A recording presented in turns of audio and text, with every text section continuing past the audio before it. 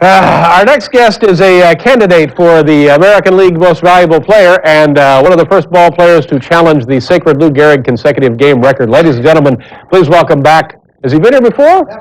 Oh, well, all right. Well, let's pretend like he has been here before. Here once again is our old friend Cal Ripken Jr. Cal.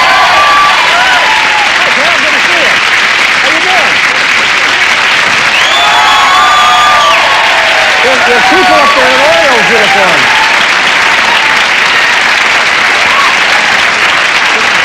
Have a seat there, Cal. How you doing? How did the Orioles do this year? I didn't know we were going to talk about that. Well, no. Were they like third? Were they fourth in their division? Where'd they finish? Sixth. Sixth. Well, so it's a rebuilding year for the Orioles. Yeah. How long have you been an Oriole? I just completed my 10th year. And that's great, yeah. And I know the fans like the continuity of having the same players there as long as they can stay. And do you like being on one team? Is that good for a player as well? Yeah, I think so. I first came up on a really veteran-type team, a team that was a competitive team. And then in the span of a couple of years, they got rid of everybody, and I was the lone guy left in the lineup. And so now you're a veteran. I'm pretty much forced into the veteran role, right? Except I think in baseball and sports the word is veteran. I think that's how it's pronounced. You play there. You play there with your brother Billy at second base, right? Yeah, a younger brother, I guess. Yeah. And your father is at one time was the manager of the Orioles, right? And is now third base coach, I guess, huh? Yeah, it's always been a family affair. Yeah. My dad's been in the Orioles system, I guess, 30-some years. Yeah. And he at one point was the manager, and I was the shortstop, and Billy was the second base. And now, I guess this is the question that everybody is always asking you about, but is that fun? Is it a nuisance? Is it any different than not having them there? Is it better than not having them there? It was an advantage. It was always a plus.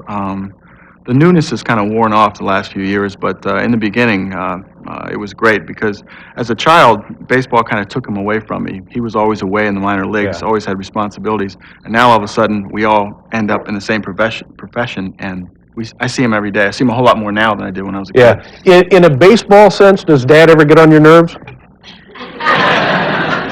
You know what I'm saying? Does Dad think maybe you should stay at third when you think I got a chance to score? Has that ever come up? I could probably talk about him because I know he doesn't stay up this late to...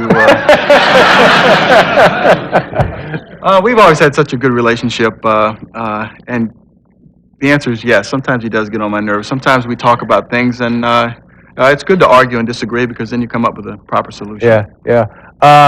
You're bigger for the position, and I guess a shortstop has to be short, certainly, but but you look like more like a first baseman maybe, or an outfielder or something. Do you find that you are larger than most guys playing that position? Most definitely. Historically, the middle infielders, shortstop and second baseman, have been smaller people.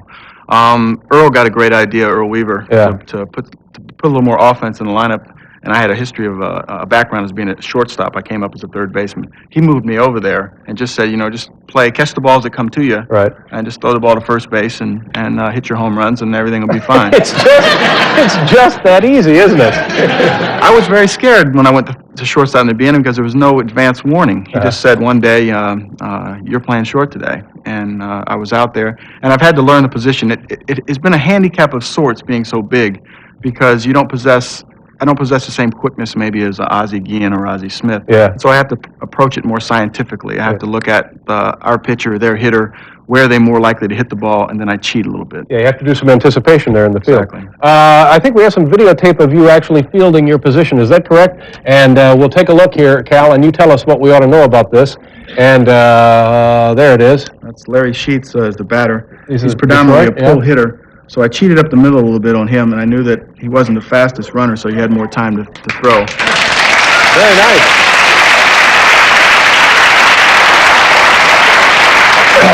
Now, Memorial Stadium is gone. Is that correct? It's finished?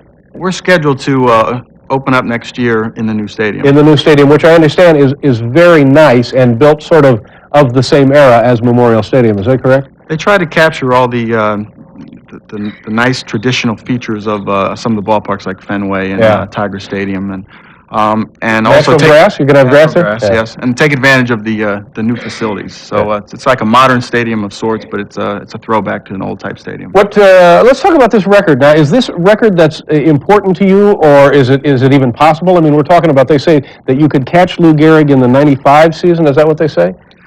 Yeah, it didn't start out to be important to me, and then it's escalated into something that I'm almost trapped in it, in the situation. That's right. People will make it more important for you than maybe it would ever have been for you. Yeah, Kirby Puckett sums it up. He says, "You're a prisoner of the streak." And he says, "You can't take a day off even if you want to at this point." Yeah. And he said, "You can take a day off when you play 4 more years, and then that's the only time you're going to get an off day." What happens if you're in a slump? God forbid, but ball players go into slumps. I've even had one or two here. And say you're like 0 for 70 or something. And they say, maybe we'll rest Cal today. So there goes the record. I mean, is that a possibility? I've been almost where 0 for 70. Right? And there's been a lot of pressure from the media, from the fans, to say, hey, it's time for Cal to step aside and take a break. He's not as productive as he necessarily should be. Now, what does that make you feel like as a player? That must just send like shock waves up your spine. It tears you apart, but ultimately you are forced to make that decision. Yeah. And maybe the situation I'm in now, a manager really can't say, I'm going to take him out of the lineup without maybe being criticized. So, and, I just have a feeling that fans who might be thinking you ought to take a day off, if you did and the streak stopped, they would be more disappointed in the long run anyway, that you didn't have a shot at the Lou Gehrig thing. I think so. It's a catch-22 situation. Yeah. I mean, everyone screams take a day off when you're not hitting. When you're hitting well, he should be in there every day. If we have time, let's go out in the hallway and I'll knock you some grounders, all right? You feel like fielding the position tonight? All right, we'll do a commercial. We'll be right back here with Cal Ripken.